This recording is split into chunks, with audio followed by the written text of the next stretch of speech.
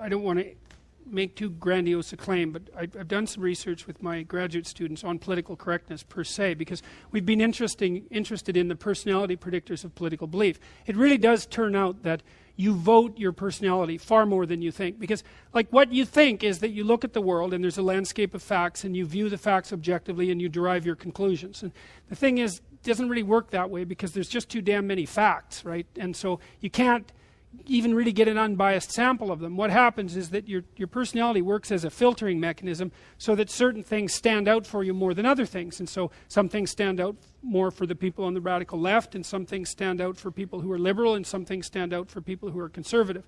And then everyone says, well, look, I'm looking at the facts and I'm drawing this conclusion. It's like, yeah, but what you don't understand is you're not looking at the same set of facts, and you can't even, and that's why you have to actually engage in dialogue with other people, because they'll expose you to their set of facts. I'm not saying that facts don't exist or that they're relativistic or anything like that. One of the things we found out about the politically correct types is that they're high in a trait called agreeableness. Now, you might think, really? That isn't what I would have guessed. But agreeableness is a maternal trait.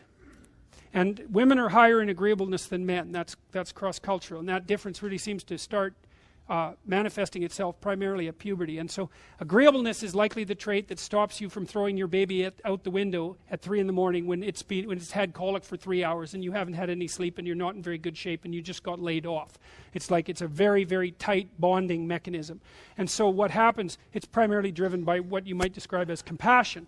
Now, compassion is great for dealing with infants. And maybe it's great for dealing with hurt people and really elderly people. You know, it's good for taking care of people who can't take care of themselves.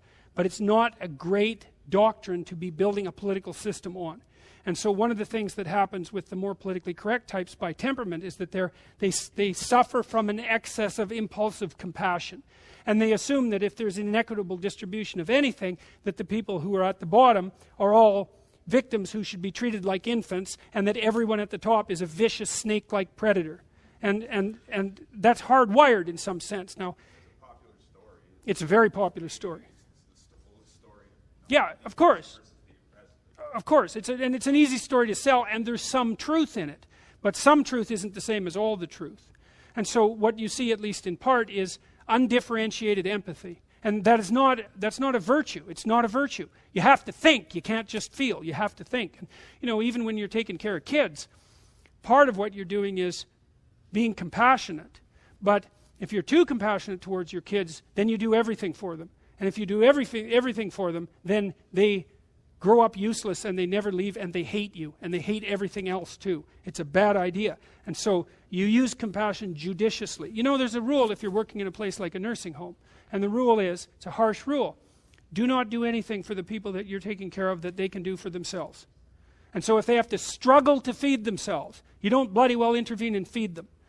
You let them maintain their damn independence. And you have to be a hard-hearted bastard to do that, you know, to watch someone struggle like that. But you're furthering their medium to long-term independence and development. And you do the same thing with your children. Treating your children like they're endless, permanent victims is a very bad idea. And I think that's part of what's also being taught. We also know that the kids who are more likely to be rabidly politically correct, one of the reasons that they're more likely to be that way is because they were taught to be that way. We found that even exposure to a single lecture that was associated with the politically correct dogmatic structure was enough to tilt people in that direction.